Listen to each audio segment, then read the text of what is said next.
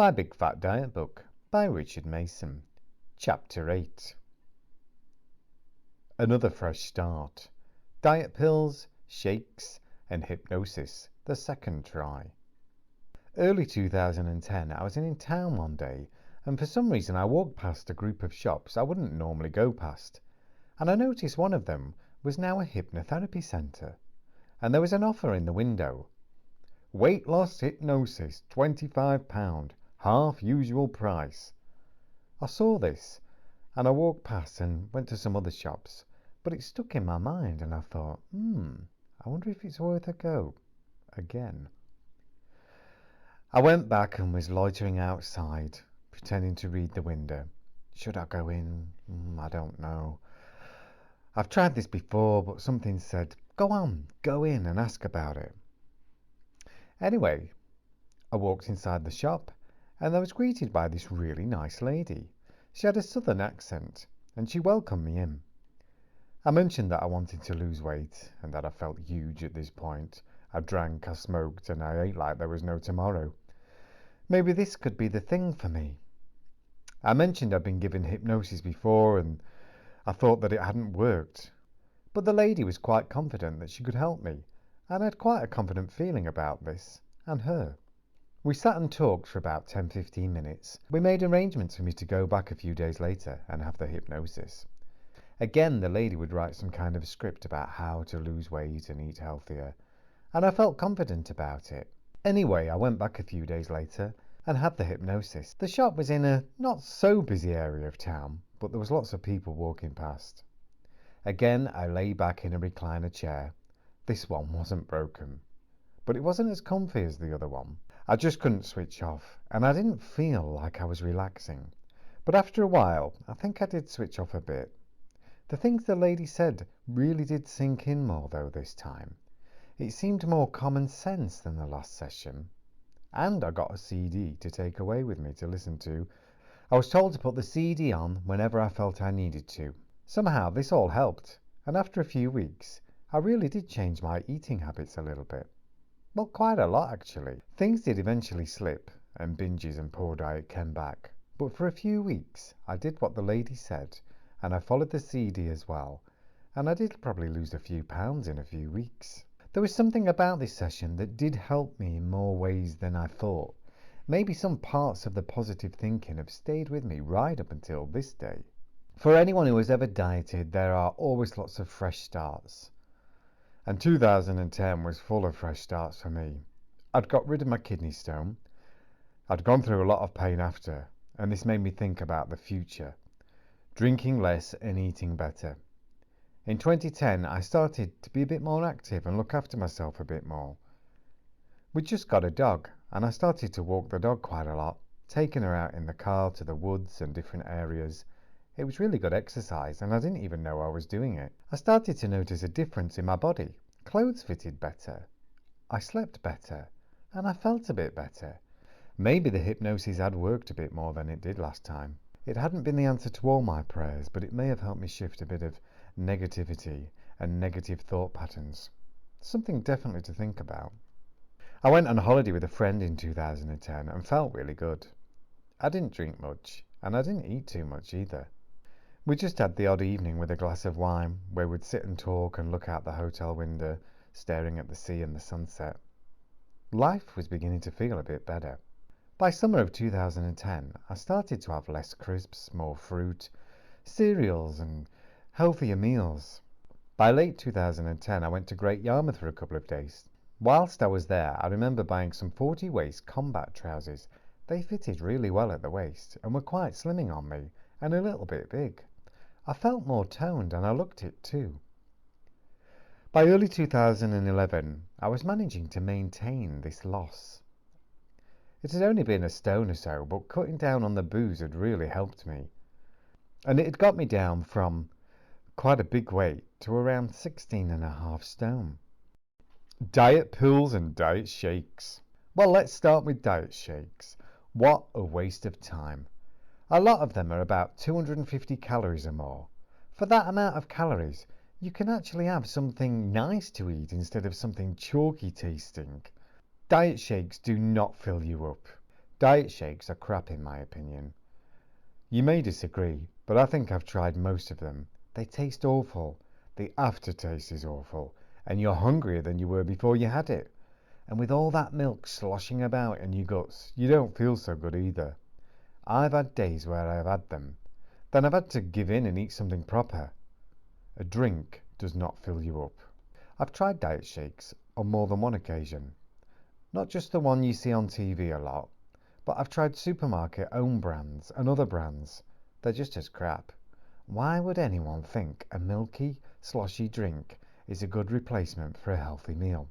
Madness. To be fair, I don't have much else to say about diet shakes apart from save your money and go and buy some healthy food instead. Why be hungry? End of story. Diet pills. Well, a pill we could take as we went to bed and you woke up thin. But in the real world, this is not going to happen, is it? I have tried various diet pills over the years, well-known ones off the TV. I'm not going to mention any names, but there's one you can buy over the counter. They don't do a thing. Not when you're eating 10 bags of crisps a day. Have you noticed most of these diet pills and diet shakes say, as part of a calorie control diet, will help you lose weight? Is it just me? But a calorie control diet itself will help you lose weight. So you don't need some placebo shake or drink. The strongest diet pills I tried caffeine-based ones. And yes, I did see a loss, but not much. Some of them took away my appetite for the day, but the side effects were feeling sick, anxiety and palpitations, chest pain, heart pain, things like that. It's just not worth it. I used to take these pills a lot from around 2012 to 2015. Sometimes when I was at work, I felt like I couldn't breathe, very spaced out, tightness in my chest, awful. Totally non-hungry though, so that was a small beneficial factor. And I can tell you, there weren't many positives about them. That's why I only took them on and off. I couldn't take them daily. I just couldn't do it. These kind of tablets were totally legal and available very easily from online stores such as eBay and Amazon. One day in 2015, I took 2 of these caffeine-based tablets in the morning and 2 after lunch. The recommended daily dose was 3, 1 with each meal. By early evening, tea time-ish, I felt awful. I had to lay down on the sofa. It was about 5 p.m. I had to drink some water. I didn't know if I was going to pass out, throw up, or have a heart attack, or a mixture of all 3. I managed to snap out of it by trying to force some food into me. Eating seemed to deactivate what they'd done to me. This was going to be the last time I ever took these. That night, I emptied them all down the toilet and flushed them away. Good riddance. The scary thing was, years later, the person who I bought them from told me they'd been taken off the market now because people have been taking them and suffering heart attacks. I drew a line under these tablets in 2015. They just weren't worth it. They weren't worth the side effects. Who wants to feel like that? In my opinion, just not worth the risk. But if pills didn't work, and I just kept getting fatter and fatter, what was I going to do? Would I be fat forever? Losing weight, putting weight on? Losing weight, putting more weight on? Would I die young? What was going to be the thing that would make me change once and for all? The lighter side of slimming pills. Yeah, I've just dissed caffeine-based slimming pills. But I have tried raspberry ketones over the years. These became big about 7 or 8 years ago. There's lots of different versions of them. Some of them you can take to help digestion. I've taken them on and off for a few years, and to be fair, I've had some good results with them. They have no side effects. Apart from when you burp, you can taste raspberries. They seem to just help you lose weight naturally and just give you a bit of energy without the caffeine side effects. I really do think they do help you a bit, but you can do it without them. They're about £12 for 1 month's supply. And as I said, when you burp, you can taste raspberries in your mouth. 2012, my weight was up and down as always. And by late 2012, I'd gave up smoking. I decided to join the gym at the same time and really go for it. I would drive to the gym, smoking my e-cig, remembering how good I felt through giving up smoking, and how good I was going to feel getting some of this weight off me now. It was £30 a month at my local gym, and you could go as much as you wanted, just not before 10 o'clock in the morning. It was really good. Well, I say it was really good. It was exercise. I used to go for about an hour a day. Some mornings I'd go swimming. Some days I'd go on the treadmill and use some of the equipment. The staff were always on hand to show you and help you to use everything. I liked the treadmill. Well, I say I liked the treadmill. In the same way as someone would say they like going to the dentist rather than the doctors. It was a drag. Some people were friendly and some people didn't speak. It was all the second-hand sweat and stuff like that I didn't like on the equipment. You would go and use a treadmill and someone's sweaty prints were still on it, and I used to think to myself, ugh, yuck. We were all shown how to clean down the equipment on our first session, so some were obviously not listening or just lazy buggers. The gym had this really fusty smell about it as well. But the equipment was much better than I could afford to buy at home.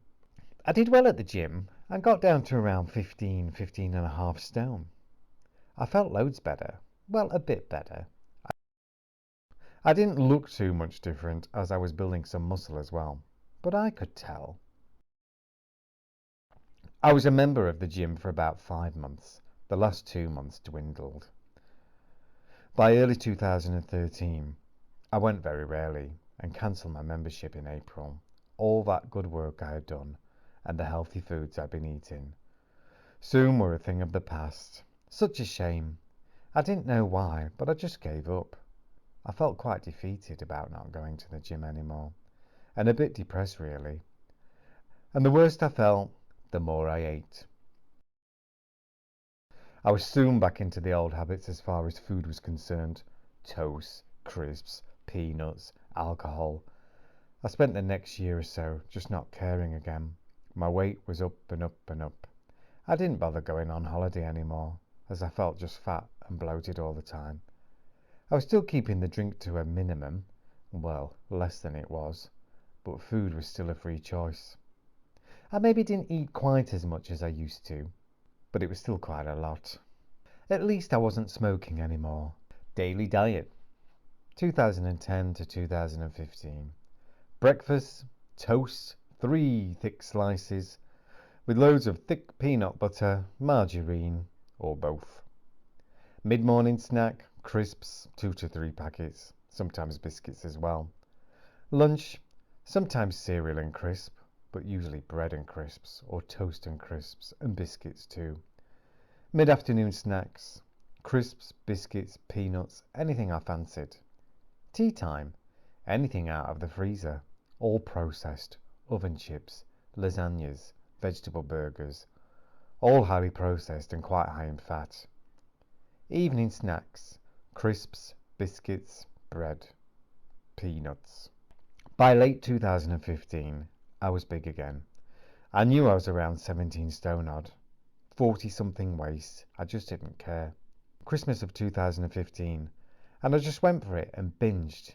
I ate chocolates, nuts, crisps, anything I could stuff down my gob. And I don't know why. I drank loads of wine and cider at home too. A real binge of a Christmas. Some close friends bought me this massive chocolate reindeer, and I mean it was huge. I don't even like chocolate, but one night I decided I would bite its head off, just because I could. I then attacked its torso and its legs. I think I finished it all off in one evening. I felt so sick. It's just not worth it. I got spots literally the next day. Thursday nights became the new Friday night. I'd leave the part-time job I had at the barber's and headed straight to the local chip shop. I'd order large chips, 2 fish cake, beans or peas, a bread roll, and 2 or 3 potato scallops wrapped separately to eat on the drive home from the chip shop. I'd stuff these potato scallops in my gob and would eat them before I'd got to the top of the hill.